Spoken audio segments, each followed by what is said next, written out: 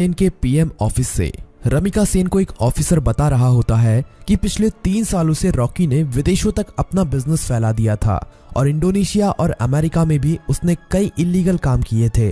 इसीलिए इंडोनेशिया और अमेरिका की सिक्योरिटी फोर्स भी रॉकी को पकड़ना चाहती थी, पर अब रॉकी मर चुका है। पर इंडोनेशिया और अमेरिका में रॉकी के इलीगल काम अभी भी चल रहे हैं। रमिका सेन कहती है तो इंडोनेशिया और अमेरिका की गवर्नमेंट को उसके खिलाफ एक्शन लेना चाहिए। तभी वो ऑफिसर बताता है कि गवर्नमेंट ऐसा नहीं कर सकती, क्योंकि रॉकी ने 1979 से 1981 तक इन 3 सालों के अंदर ही अपने सोने के बिजनेस को काफी बड़ा कर लिया था। विदेशों में भी हजारों लाखों लोग उसके लिए काम करते हैं और खुद गवर्नमेंट के लोग भी उसके साथ मिले हुए हैं। इसीलिए गवर्नमेंट चाहकर भी उसके खिलाफ एक्शन नहीं ले सकती। फिल्म की कहानी अब फ्लैशबैक में जाती है और हमें रॉकी के जीवन के उन्हीं 3 सालों के बारे में पता चलता है, जिसमें उसने अपने साम्राज्य को विदेशों तक फैला दिया था। सभी माइनों पर कब्जा होने के बाद रॉकी ने और कई माइनों की खोज कर ली थी और सभी लोगों को उनकी खुदाई में लगा दिया था। रॉकी ने उन सभी माइनों से तेजी से सोना निकाला और इकट्ठा करता गया और बाहर के बड़े बड़े देशों में एक्सपोर्ट करने लगा। रॉकी को विदेशों से काफी बड़े बड़े ऑर्डर आने लगे, जिनको पूरा करने के लिए उसने खुदाई को और तेज करवा दिया था।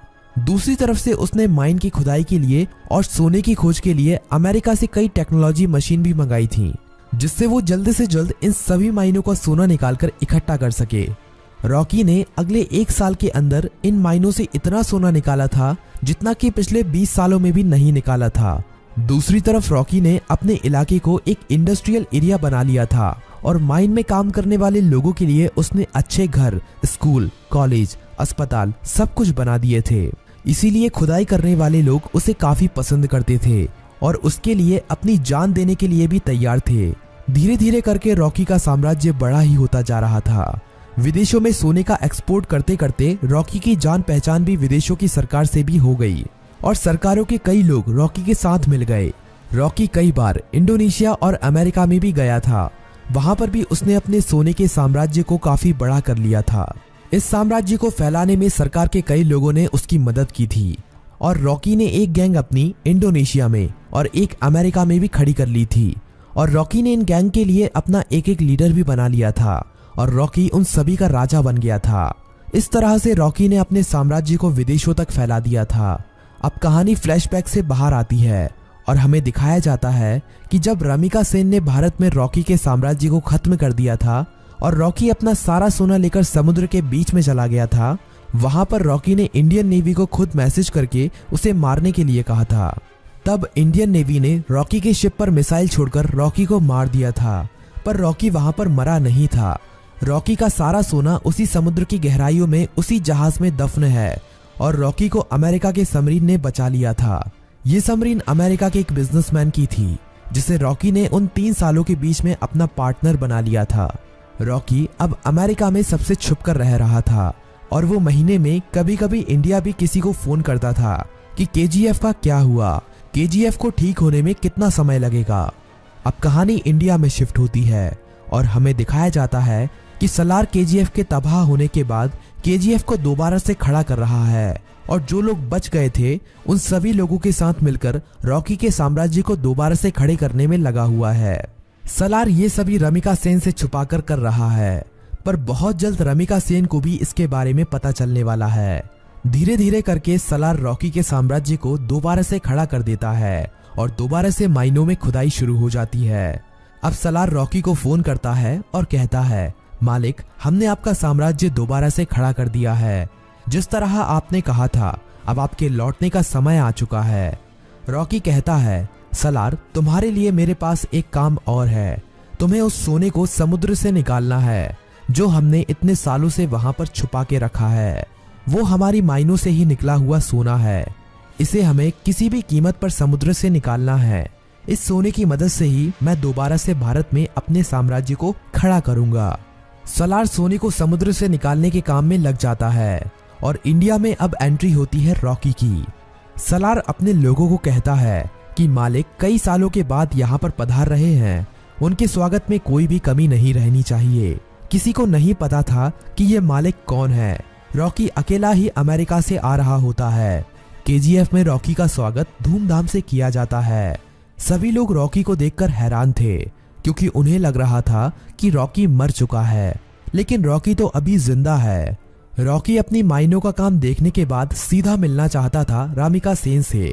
सलार कहता है कि हम भी उसके साथ चलेंगे, पर रॉकी कहता है कि नहीं, मैं अकेला ही मिलने जाऊंगा।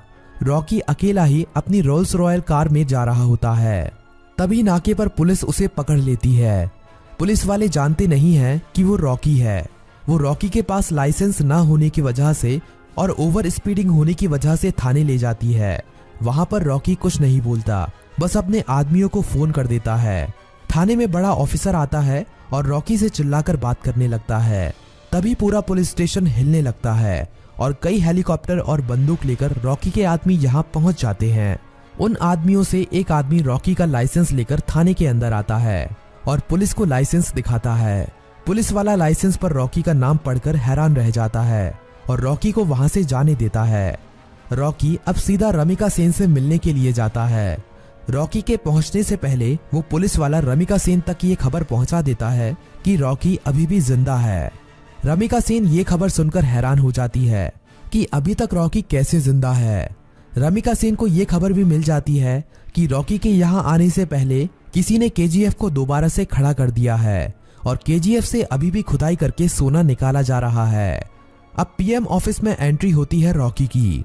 सभी लोग रॉकी को देखकर हैरान थे। रॉकी सीधा मिलने जाता है रमिका सेन से। रॉकी रमिका सेन से कहता है कि मैंने कहा था ना, युद्ध हुआ तो जीतूंगा मैं, और जीत मेरी ही हुई है। रमिका सेन कहती है कि अच्छा है, तुम जिंदा हो, अब मैं तुम्हारे सामने ही तुम्हारे केजीएफ को तुमसे छीन लूंगी। रॉकी कहता है कि उसकी नौबत ही नहीं आएगी। रमिका सेन रॉकी की इस बात को समझ नहीं पाती।